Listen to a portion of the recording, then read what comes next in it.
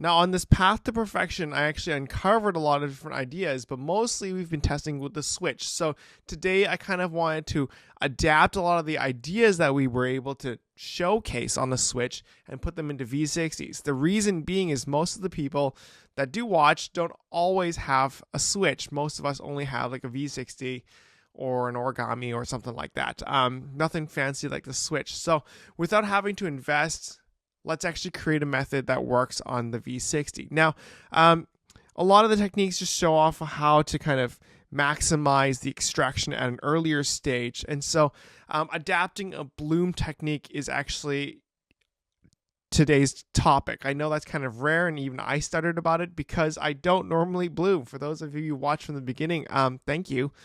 But I don't bloom. I'm a single pour guy. But I'm going to show you guys one of the easiest ways to bloom and probably one of the most effective ways to bloom. Actually, before we kind of get into the experiment, let me kind of preface what the experiment is actually going to be. So we determined in the last video that coffee absorbs 1.6 times its weight.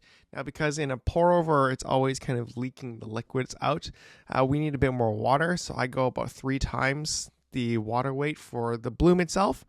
Now, during the bloom phase, what we need to note is we need to be careful of, how fast the first drip comes out and then how evenly we can actually extract the bloom. So the first part is very important because if you have a bad first drip, your whole coffee is going to be not as great because the first drip's not going to be as good, right? So we want to maximize the flavors from the first drip. Your coffee is not going to be based on the average of your flavors. It should be good from the first drip.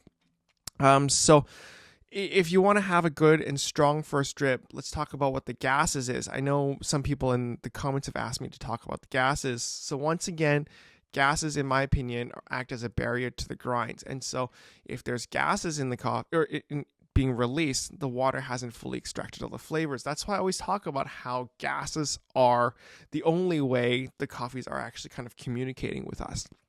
Now, blooming is more important, especially in this, because with darker coffees or gassier coffees, there's going to be a larger barrier. So the way you control the first drip is to actually tap the grinds. Now, when you tap the grinds, you can kind of compress it a little bit, and this way you can kind of prevent the first drip from coming out as quickly. But at the same time, you create clumping. So the solution is I'd actually just stir it first. You stir it vigorously. I do it every time. And you stir all the way to the very bottom, and this removes a lot of the static particles, and then there's no clumping. So when you tap it, you just tap it a couple times. You pack the grinds as tight as possible, and then you pour as slow as possible. Now the gassier coffees, because it acts as a repellent, it repels the water downwards, and therefore gassier coffees always have a faster first drip. So with darker coffees, you can have a fast first drip. We try to prevent that by lowering the water temperature.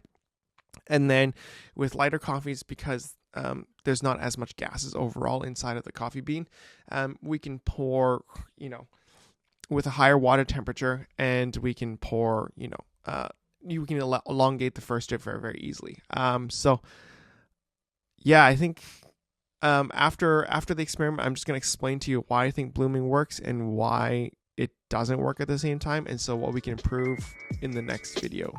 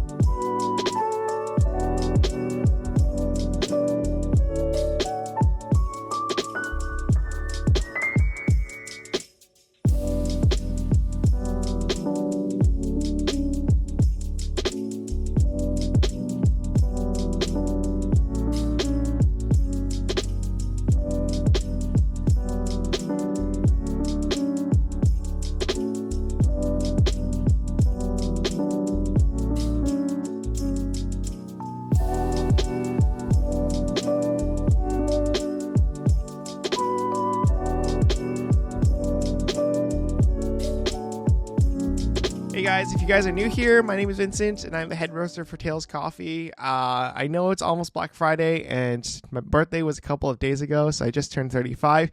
That's why we're doing 35% off all the coffees on our website, talescoffee.com. One of my new coffees I'm featuring is called Visions. It's nice to be able to kind of put a vision and then envision it and then have it come to fruition. I think it's one of the sweetest things or feelings ever. That's why I created a coffee that's actually one of the sweetest coffees I've ever roasted. It's a red honey process from Costa Rica. You get a lot of like those toffee, orange, like light caramel. It's really sweet. It's buttery. It's very creamy. It's on a light to medium roast, so expect lots of fruity flavors. I'm not the best at describing things, so if you guys want to check it out, check out the website. Also, as a side note, I'm actually finally pulling through with all the stories. I just kind of struggled a lot with like filming stuff.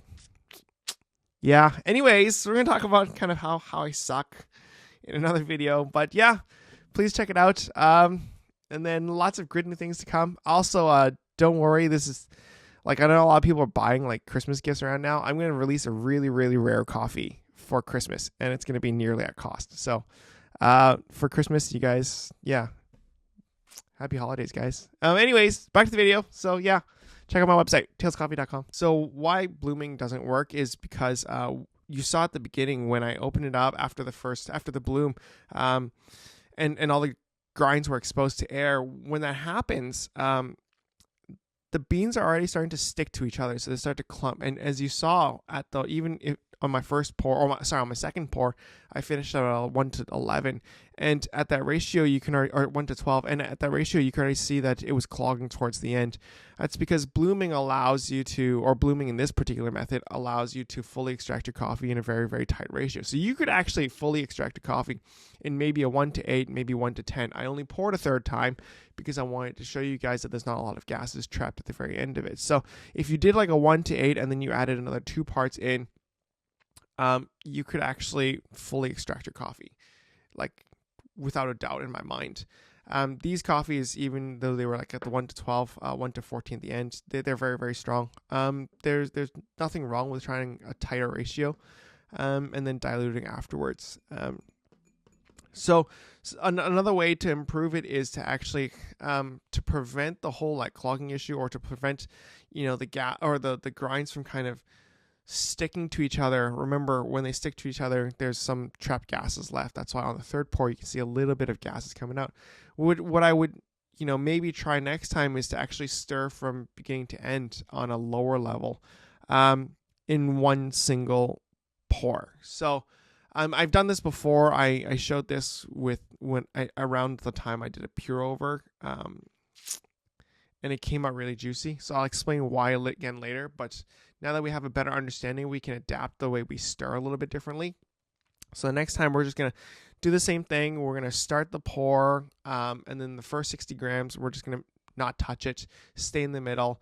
And then afterwards we use, instead of moving outwards, we use the chopstick to just kind of stir the grinds, and that be the kind of like movement we need, and then leave the pour to be in the middle. So I think that will be the next test, and then I will show you guys the result. And as we get closer to the path to perfection, I hope,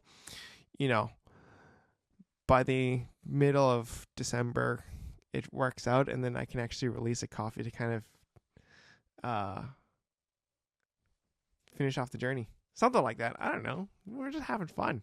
I might just release a really, really nice coffee for almost cost, just for Christmas. So we'll see how it goes. Thanks guys for watching. Thanks for listening to me ramble. Holy crap. I mean, if you guys have any suggestions, please leave it in the comments below.